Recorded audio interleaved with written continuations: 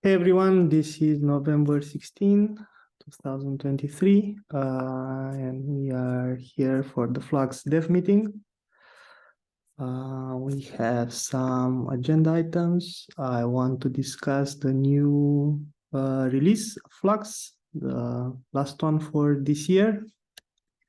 As we promised, we are doing at least 3 minor releases per year following Kubernetes cadence, starting with GA. So we are planning to do one more release this December at the same time or shortly after Kubernetes 1.29 release. We also have a topic from Adam. Let me see what's this about. Okay. We're going to talk about a proposal to have CD events integrated into Flux. Sanskar, you want to discuss anything? Anyone else? No? Okay. Yeah, I want to discuss RFC4. I'll add it to the agenda. I'll add it to the agenda. Okay. Go for it.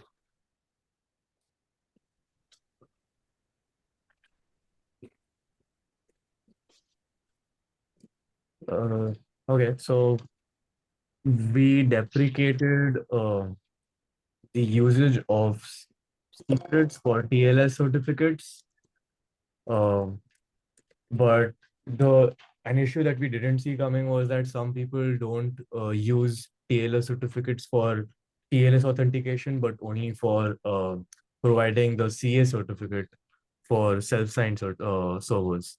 But the thing is, a TLS certificate is not valid until it has the TLS certificate. TLS secret is not valid until it has the TLS certificate and the TLS key. So you can't just put the CA certificate. It's not a valid TLS secret if you do that. So that means that we cannot deprecate. Either we relax the usage of cert secret ref, so we allow secrets of all kinds, so that not only like we advise users to use TLS secrets whenever possible, but if you only need to provide a CA certificate, you can provide like a generic secret in the cert secret ref field of Helm charts and OCI repository. Either we do that, or we like not remove it, so like remove the deprecation warning and keep allowing users to like verify to provide the secret reference through the spec secret ref field, like we had in the previous versions of Helm controller and source controller. I don't think Helm controller has anything to do with it, right? Source controller, my bad. I meant Helm repository and OCI repository. Yeah, I'm for extending the support to generic secrets, but in a dedicated field. So the deprecation will still be in place. We are just relaxing the type. So we'll also accept generic type. Yeah, I agree with that. I think that's the way to go. Okay, Just so opinions on this matter. cool. Can you add an action item for yourself to create an issue around this? There is already an issue. I'll add that here. Okay, cool. So you can do this before 2.2 release? Yeah. Cool. Also, I have Okay, one you PR. should add the issue to the prep issue. Add a link there so we know it's on our to-do list. Okay. Also, I have an issue PR which could use a review. So it implements RFC4. So it adds that the skip insecure HTTPS flag to image data controller. So like once that gets approved, then it's just pretty much copy paste. And now that Helm controller's bug fixes out, we can add that to Helm controller as well. So that's unblocked. So I'll add the PR link in the agenda so people can just review it. That's all from my side. Uh, Yeah, I'm not sure if we should ship that partially in 2.2. No, we shouldn't. We should only ship it if we manage to get the flag in all the controllers. If we don't manage to get it, it'll go in the next release. Okay.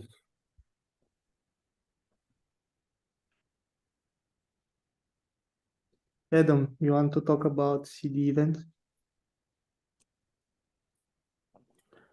Yeah, thank you for having us. So I just have a quick presentation and demo to show, just to kind of fuel discussion, if that's okay. Sure. Yep, I'll just share screen. No. Can you see my screen? Yep. Yep. So yeah, I'm Adam Keenahan. I'm an employee for Ericsson Software Technology. So it's kind of the open source division of Ericsson. And I've been working on CD events for a while now. So I just wanted to kind of create this presentation, a pretty quick presentation, pretty quick demo. Won't take up too much of your time. About how CD events could be kind of integrated into Flux and how we want to do that. So just as a quick overview of CD events, in case you don't know what it is, it's a CDF project, Continuous Delivery Foundation, and it uses Cloud Events as a base. Cloud Events is a CNCF project, I believe, like Flux. And Cloud Events is a specification for describing event data in a common way. And what this does is enables interoperability between these tools so that they can work together, maybe make a workflow a bit more efficient or easier. And CD events specifically is kind of CI/CD specific cloud events. So events that are towards continuous integration and continuous delivery. And we have SDKs available in both Go and Java at the moment. So Flux, as far as I know, is written mostly in Go. And there's 100% a Python. Go, yeah. 100%. Okay. Yeah, I knew the notification controller that I've been looking at is Go, so I've had to learn a bit of Go for it. But yeah, and there's a Python SDK in work as well. And as far as tools and other products that are kind of becoming a part of CD events, we have changes to Spinnaker upstreamed for CD events integration. And Tecton, Captain, and Jenkins are in progress, and a few more kind of brought up and proposed. So, yep, just a few on the way there.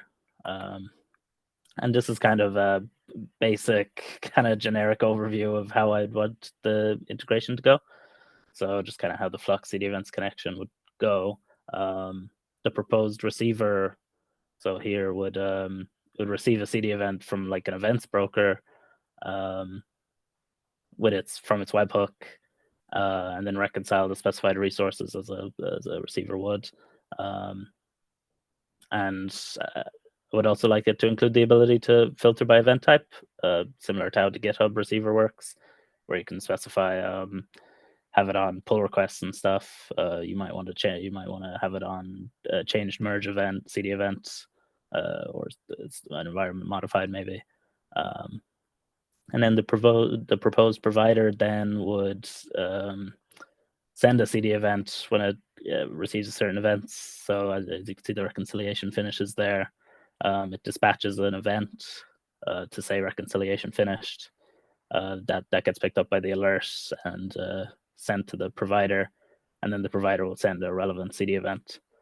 So at the moment, the provider is a bit more difficult, I think, than the receiver, because which CD event to send is kind of a difficult topic, because there's no Flux CD events. So we could either just kind of discuss which CD event at the moment. For the demo, I just have environment modified on reconciliation.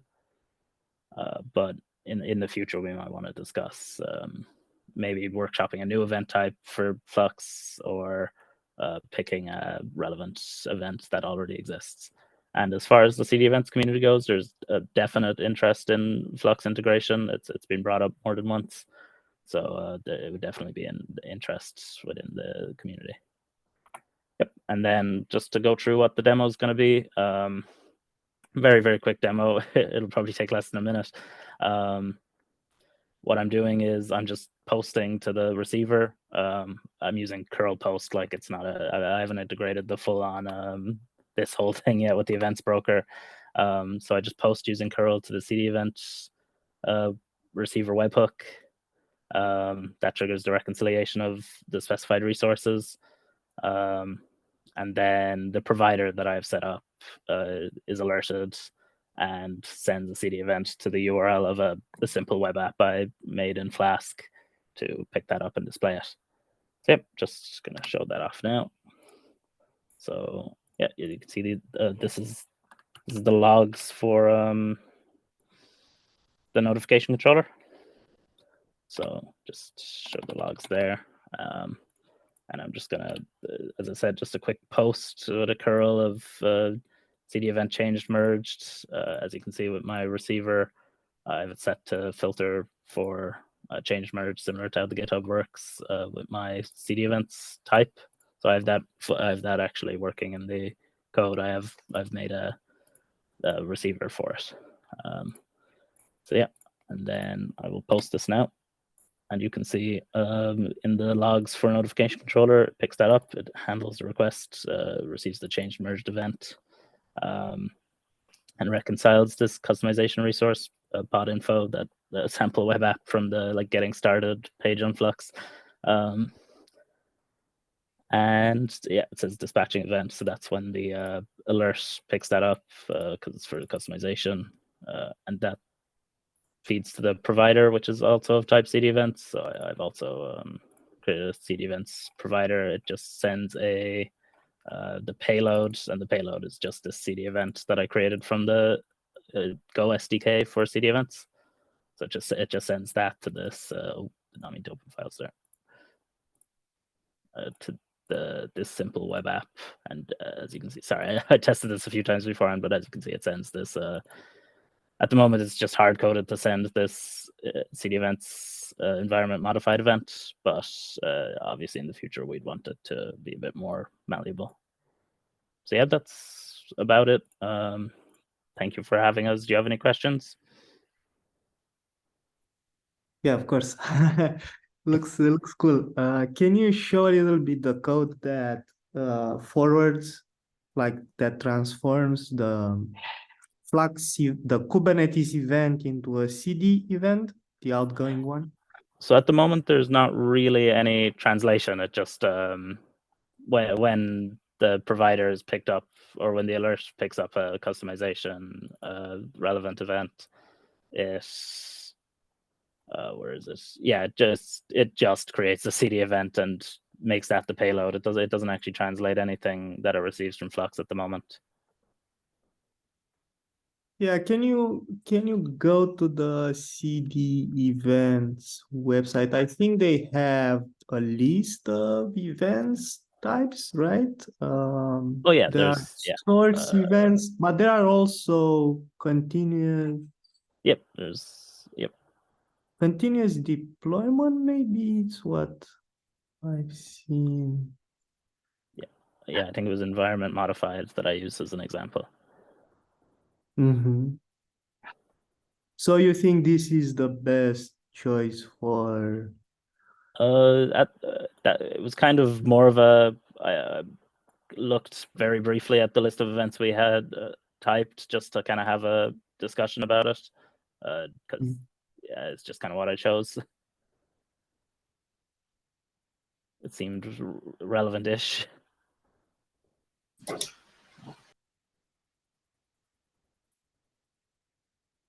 We're open to suggestion on that. Yeah, exactly. We're the demo was meant to sort of try and inform what we thought the flow would be, the details of what information was sent.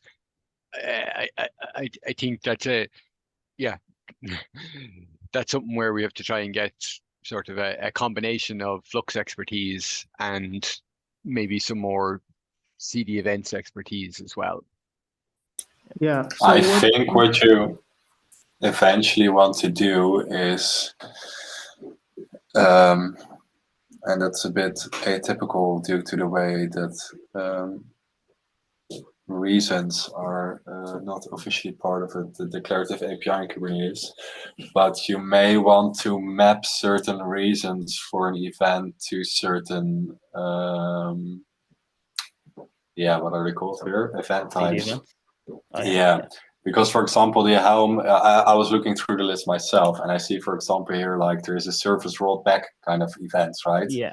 Which would match perfectly with like Yeah. the Helm release has been rolled back kind of thing.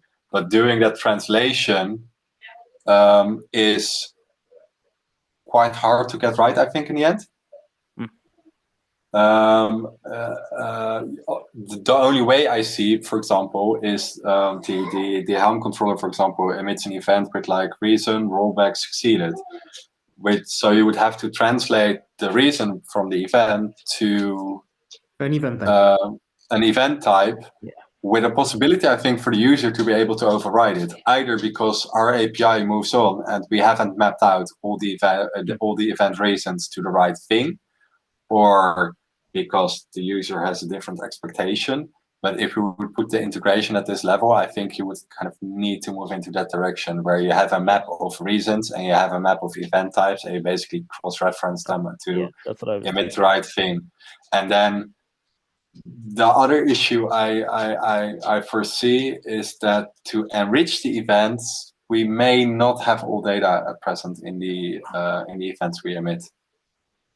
Yeah, so how Flux reconcilers emit events, they have, basically it's a Kubernetes event, right? So you have the involved object, have the message and so on. So those are like straightforward mappings to the CD event. Message is message, right? And involved object, I'm guessing, is here name or something like that, and we can format it in the Kubernetes way, like namespace/name, what we do for Slack and everything. So these are, like, in my opinion, the first iteration that we can do, like map exactly what we have one-to-one to a CD event for all types. Then there is the source discussion. Like, for example, CD events, from what I can tell, they expect from an event to also contain not only the revision of what has been deployed, but also a URL which points back to the original source. And this is not something we have in Flux events, because Flux is made out of many things. A reconciler has no clue about the original source. It knows that it has like this Flux internal artifact, which can come from any kind of source. But what it really knows is the revision. And the revision is a Git SHA, can be an OCI upstream digest, can be a bucket checksum of all the contents, and so on, right? So it's quite diverse. And by just looking at the revision, you can't even tell from that revision string if it's a Git source, if it's a whatever, right? Because that's how we decoupled Flux internally. They are not controllers which do reconcile are not aware of this kind of information. Yeah, that was kind of the problem I ran into the first time I tried to look into CD events integration, was that it's hard to get data between. I think you actually responded to me, Stefan, in the Flux. I asked a question about it and then went back and kind of reconsidered it. So yeah, that's definitely something to think about solving. Yeah, also you could do this kind of discovery notification controller. So how it works is, for example, we have a command in the CLI which is called Flux Trace. And you can do Flux Trace of any object in the cluster, no matter where it is. It is a pod, it's a service, it's a Flux object. You run trace on that, and trace has logic inside and shows you, hey, this is managed by this Flux customization. And this Flux customization uses this source. And it also shows you all the details about the source, the URL, the type, and so on.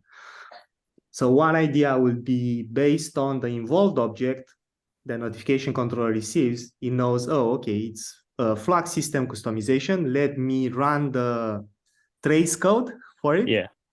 That will give me Yeah. the source URL, Try. the source type. Yeah. I don't see here a source type in CD events. Yeah. I'm guessing CD events Yeah. thinks that the type is what? And Like Andrea, Andrea seems to have an answer for that. Yeah, can you hear me? Yeah. Yeah, sorry. I'm not sure if you're talking about the source. Sorry, I'm Andrea Frittoli from CD Events project as well. So the source in the context is simply meant to be something that is basically making your subject ID unique. So if you're sending an event about the deployment, for instance, and you have some kind of ID that describes your deployment, the source is something where that ID is unique, right? So that make sure that that ID is specific to a context where it can be actually pointed to a resource. So that's the meaning for the source in the Oh, okay. So that's solved. We already have the ID, which is either the Git SHA, which is unique in a source. It's either the OCI upstream digest, which is unique in an OCI repository, or the bucket checksum, which is quite the same. So we can just map the digest to the ID here, and it will be unique related to a source.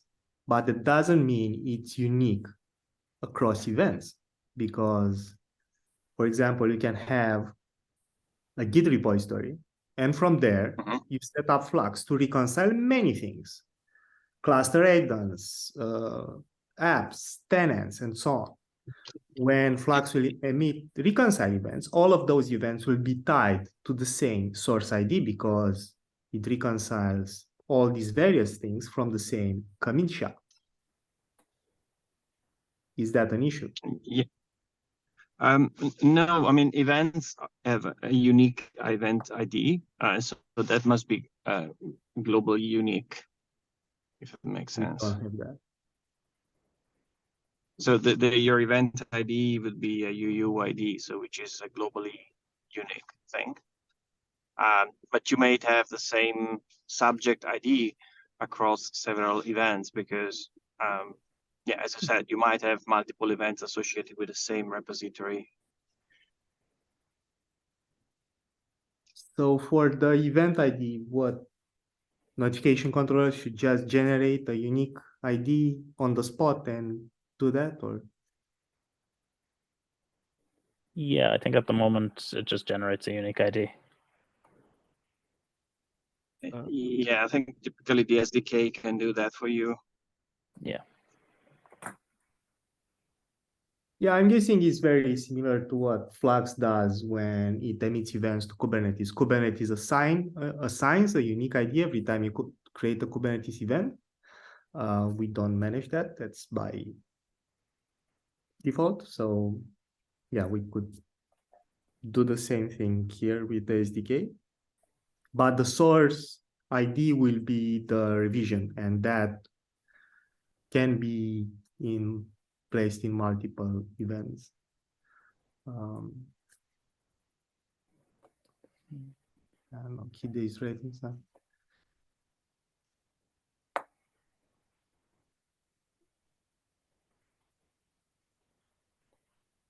Does this mean we can use the internal? There is no internal. Notification controller does not actually fetches the Kubernetes event. But I don't see why it should be the same. Anyway. It needs to be the same because subsequent events associated with the same object need the same ID. So if you generate a new UID on every event you receive for that same object, you are not adhering to the spec as I'm reading it.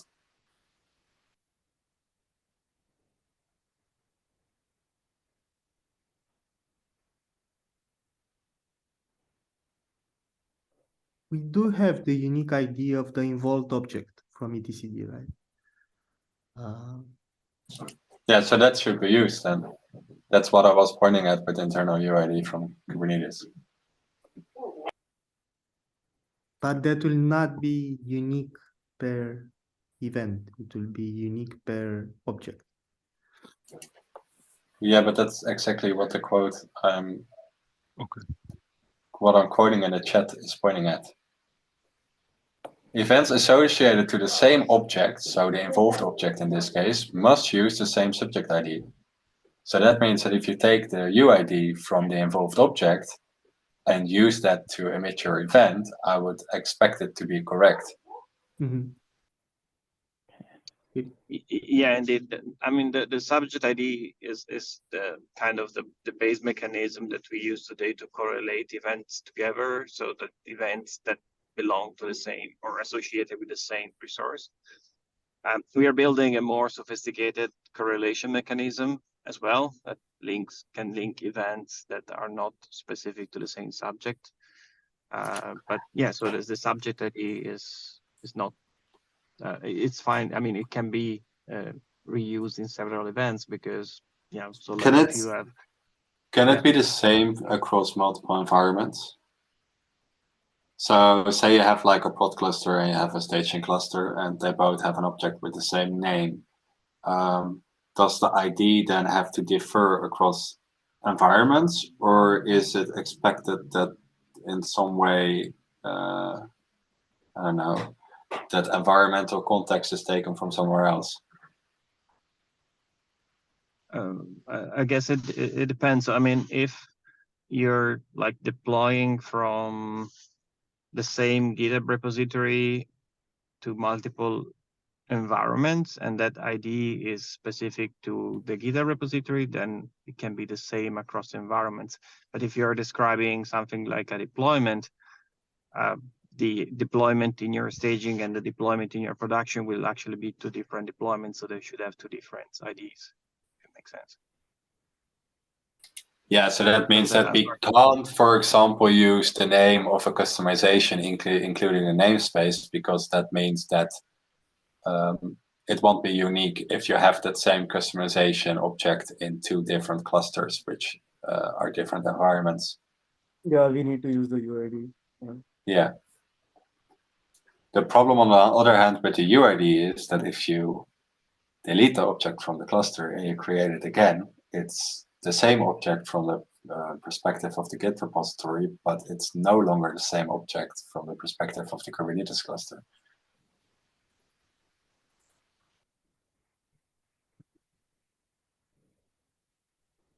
Also, using a UID sucks for visibility. Like a UID has no information about what the object is or where the object is. So that information needs to be somewhere else, like in the event. Is the subject name, right? The subject name will be namespace / customization name, help release name, whatever.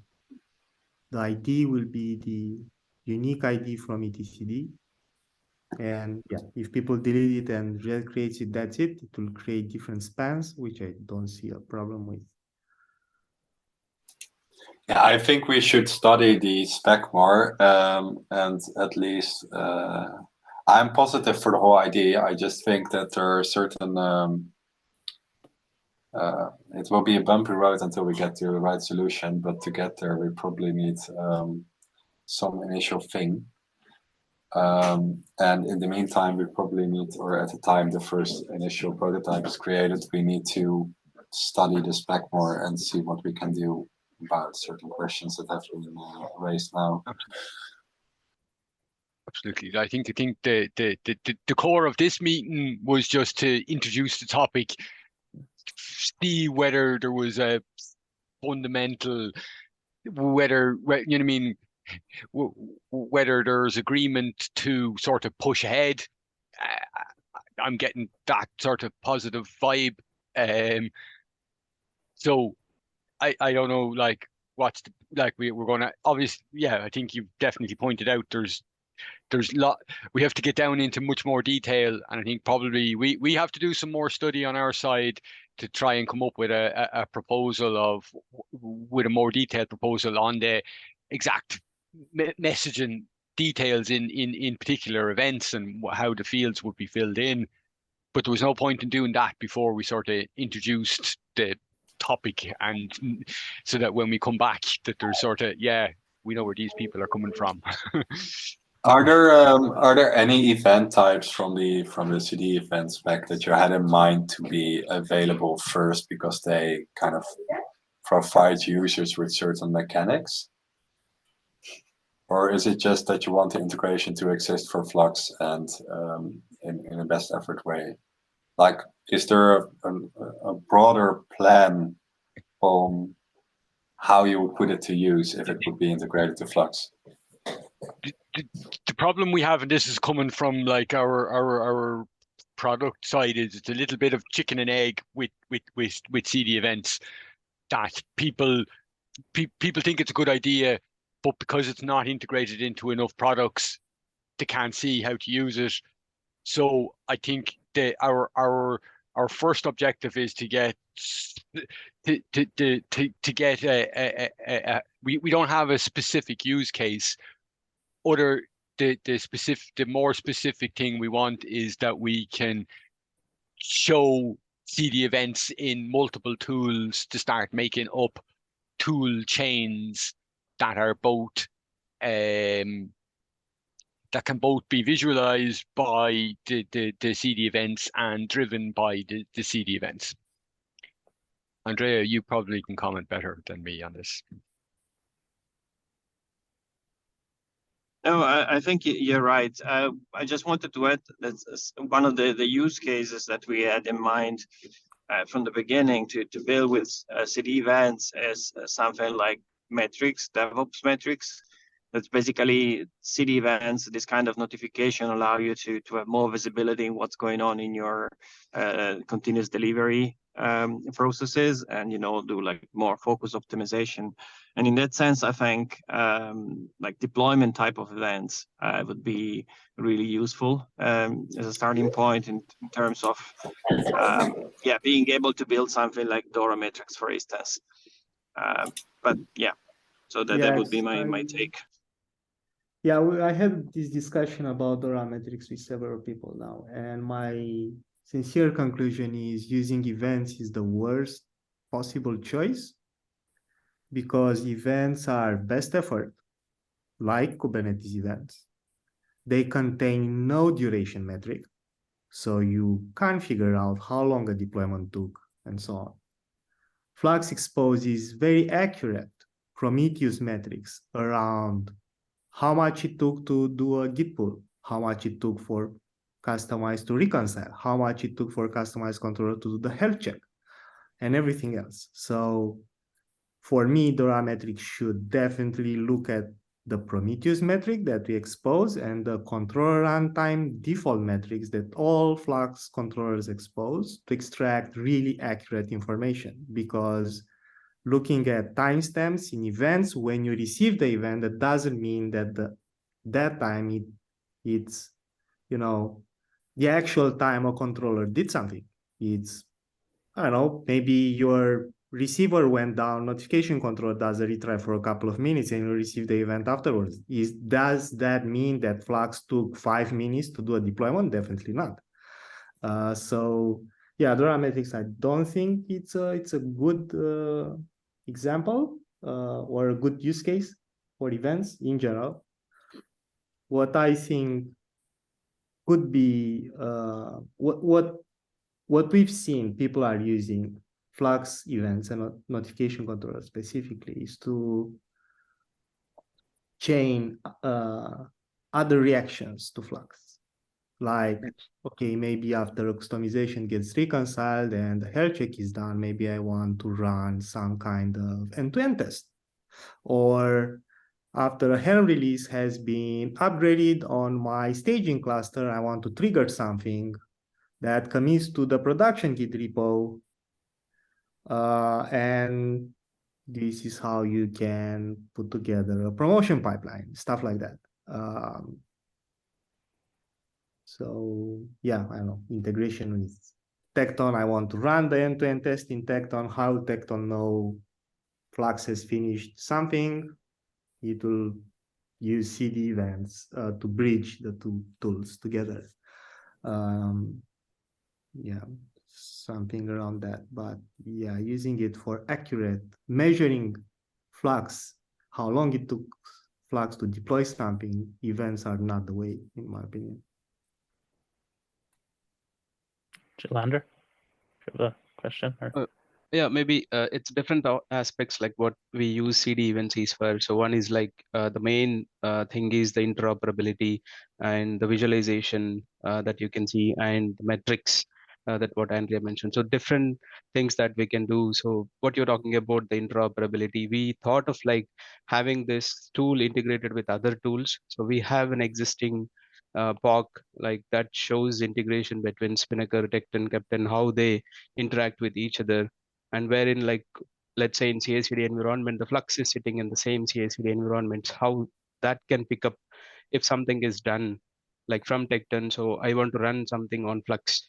So that kind of thing, maybe we can show up in the POC when it is in a good shape with all the events that we discussed so far. Yeah. So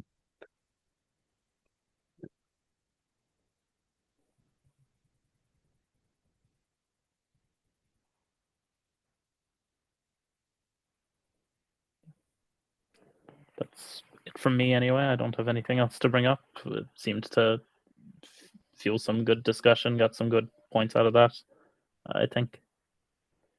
Yeah, we can.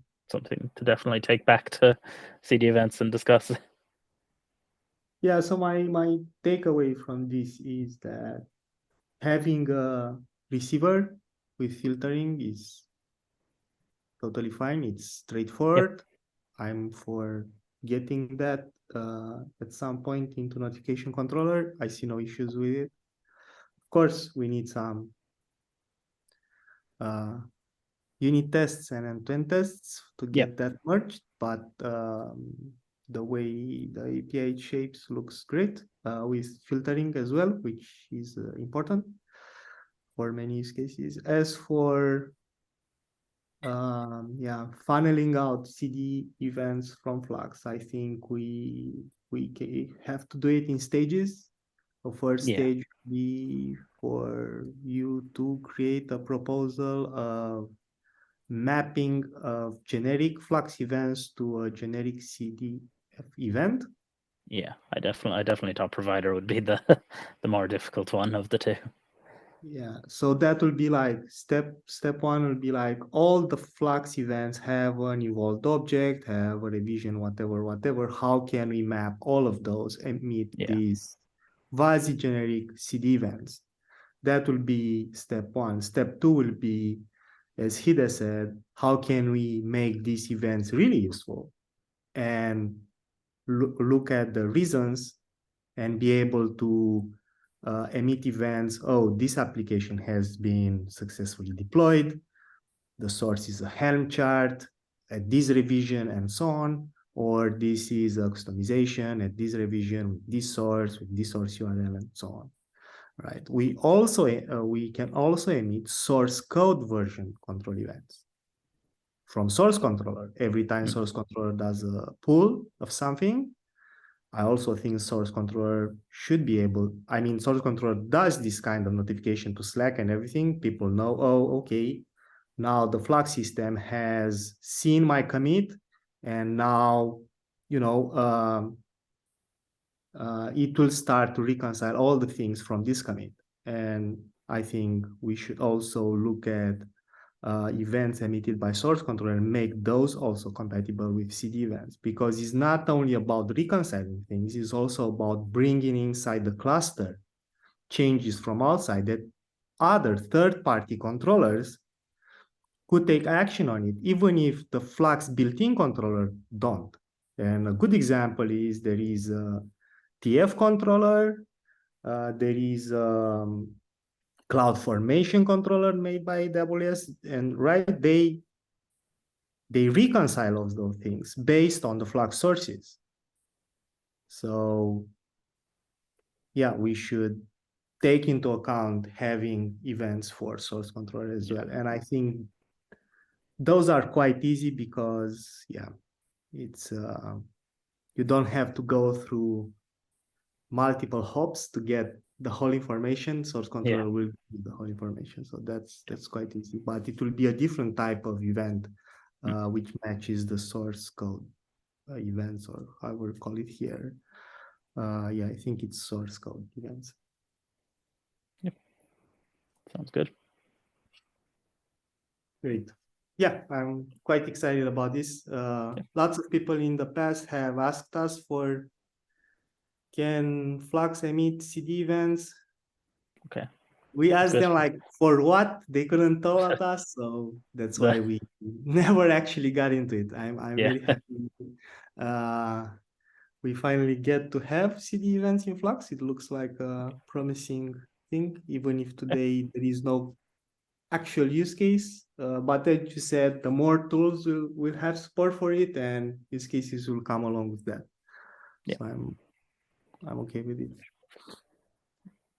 Thank you so much for having us. Just a few links there if you ever want to ask questions to the community or Cool.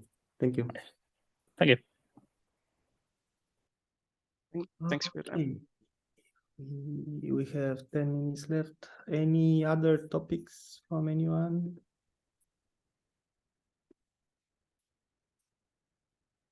I can talk a little bit about our next release.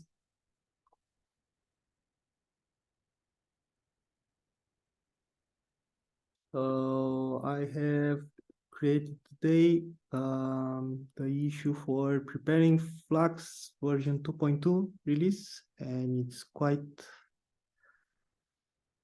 heavy.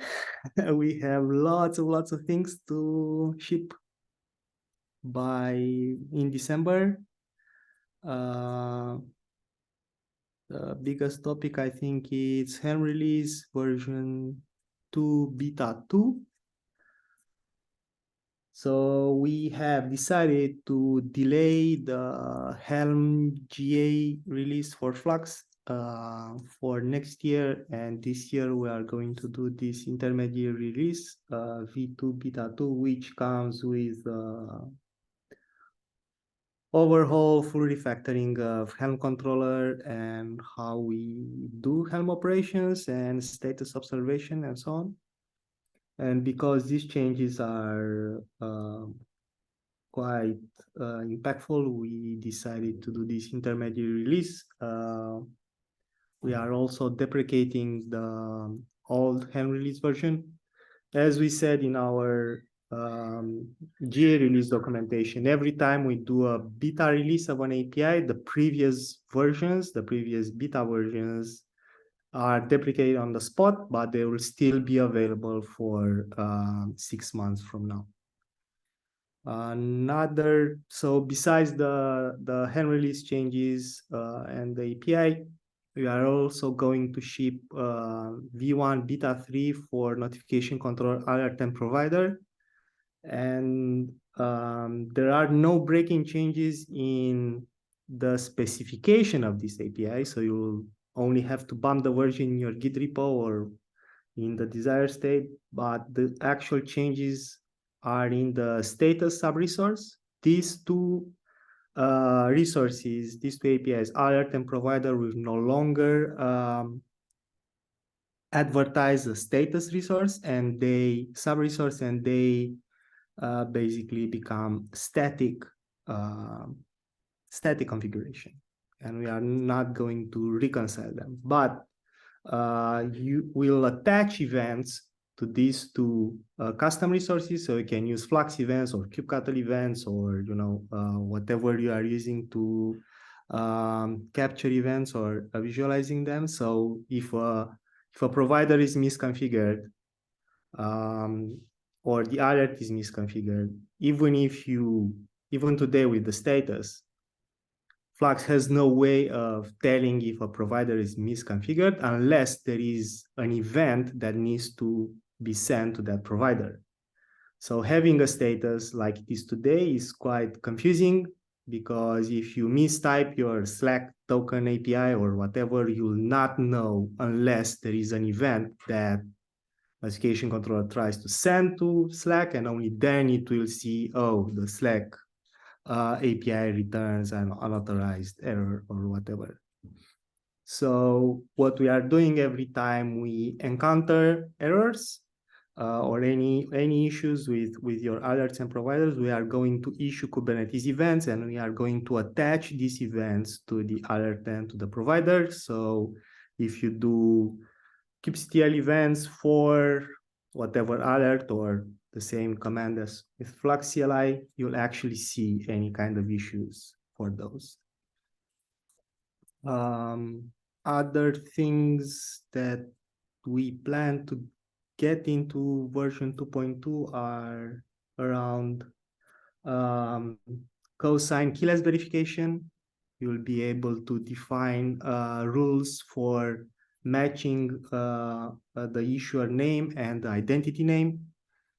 So you can ensure that when Flux does verification of an OCI artifact or a Helm chart, you can say there, I want to verify that not only the artifact is signed and it has a valid signature in record, you can also tell it, I want it to be signed by this issuer, let's say the GitHub action, and it should be, the identity should match some repository URL. So you actually make sure Flux consumes artifacts issued by the repository that you actually trust, and not by some third party which has forked the repo and has changed something in the artifact. Yeah, other things on the CLI side, we will going to ship a new bootstrap command, bootstrap gitea. So we are expanding the bootstrap to gitea SaaS and also on-prem deployments. Yeah, around this, like, yeah, other many changes to CLIs and controllers. And my ask to everyone on the Flux team is, please look at the issue 4410 and add your things there. Sani, I'm guessing you have more things to add here. I only added the notification controller pull request, and the Helm OCI status removal, but I'm guessing you have more things. There are respective issues related to those two. I can add that.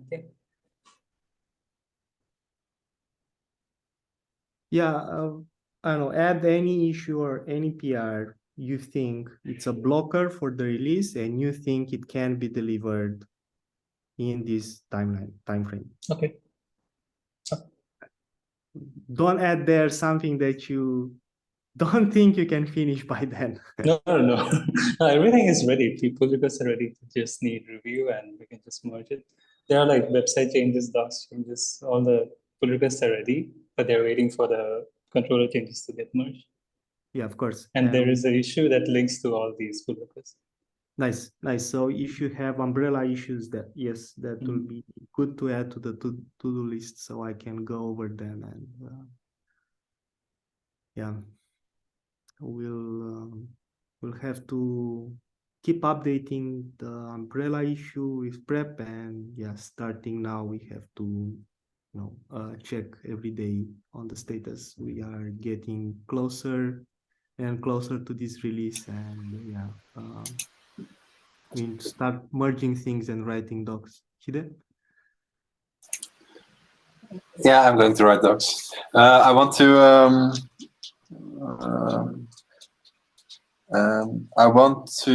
prioritize getting that Helm release PR in, basically, because I need to make some other PRs as a follow-up with specific features, like reintroducing the drift detection with an API spec and some of the other things.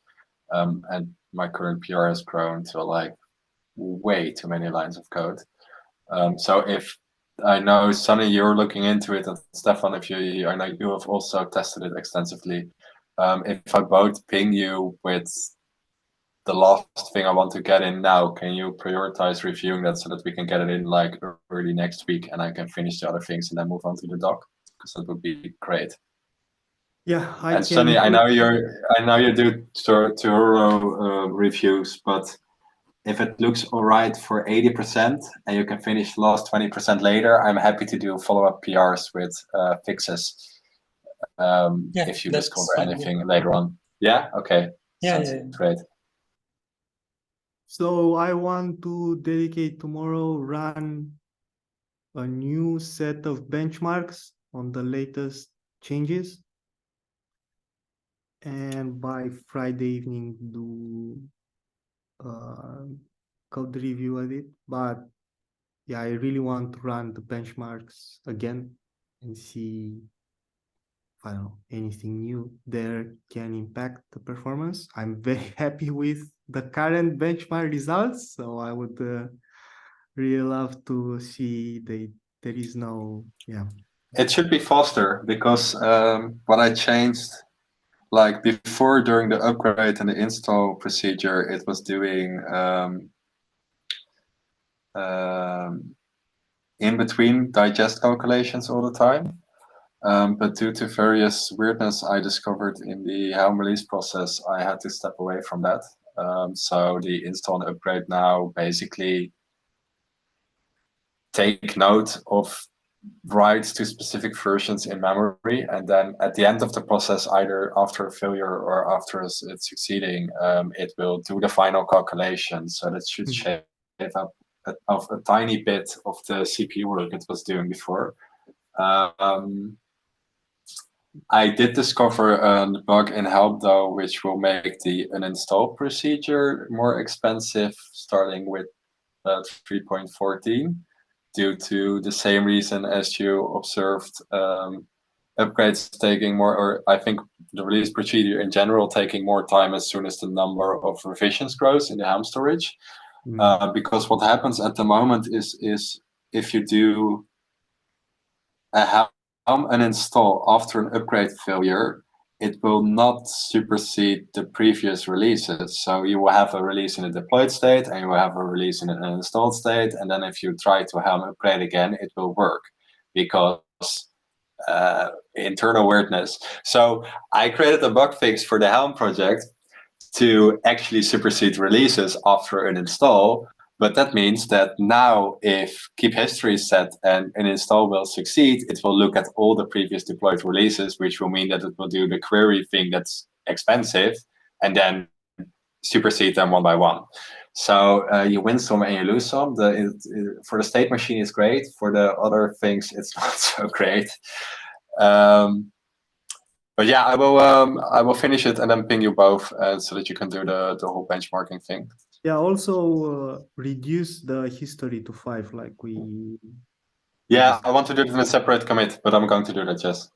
Okay. And I discovered the reason for the unlock failure. That is also unlock panic, and that has also been addressed. So the whole unlocking scenario should now also work. And I added tests, so it's in a better shape. Great job. Okay. Cool. One last thing before we end. We are still stuck on Kubernetes 1.27. CLI utils, it's using the Google protobufs from 1.27, so we can't upgrade anything. We are stuck with cosine with CVs. We are stuck with Helm, older version. All these new releases in Helm cosine customized as well have moved to 128. We depend on CLI utils for various things like case status and so on, and CLI utils feel stuck. I'm still waiting, trying to reach out to people and see if there is any plan to revive the current pull request in CLI utils, but if that doesn't happen, I'm for forking CLI utils under the Flux Dev organization and upgrade all the protobufs on our own. So we could, ship Flux with the new version of Customize, which fixes a bunch of bugs, has breaking changes, and and this version of Customize has been released in August. So we are stuck for a very long time with all things. So we can talk about this more on our next meeting, but how things look, we really need to fork Kubernetes CLI util and roll our own until they decide to bump it, and then we can go back to it. I know it's a lot of work for us, but I'm willing to do it just so we can fix CVs, unblock the Helm upgrade and everything else, which we are currently really stuck at this moment. Any concerns about this? We had a couple of users who came up to us on KubeCon and asked us like, why are we still on the older customized version and everything? And I told them the same exact thing. So like, yeah, I feel like we should just fork it temporarily and then switch back when they make the bump. Yeah, I don't have time to do it this week, but next week I'm going to. Yeah, for the Helm controller, people also have been asking for the latest versions because 3.13 solved a whole lot of stuff around resetting values to nil, if I recall correctly. And at the moment, I both had a comment about people like, hey, this has been happening for 2 years. Why hasn't it been fixed yet? Which is because upstream didn't fix it. And then another person created an issue today asking when we were going to update. So it's important for various components. Yeah, same thing with Customize. They fixed a bunch of bugs, and yeah, we are very behind. Okay, I'll let you know on Monday if I'm not able to reach out to any CLI util maintainers. We are going to do the hard fork under Flux CD. And so the problem is, if you do a replacement in the Go mode for CLI and controllers, you break Go install, you break a bunch of things. So what I would do is fork it under Flux CD, patch it, upgrade everything to Kubernetes 1.28 and the new protobuf Google definitions. Then not use replace, but just use CLI utils from our organization without a replace everywhere. And next year, when I hope they will fix it, we'll roll back to the original package.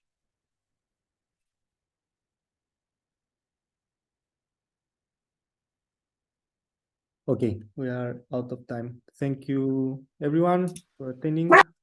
And I'll see you next week. Bye, Rob. Bye. Thank you so much for having us. Bye.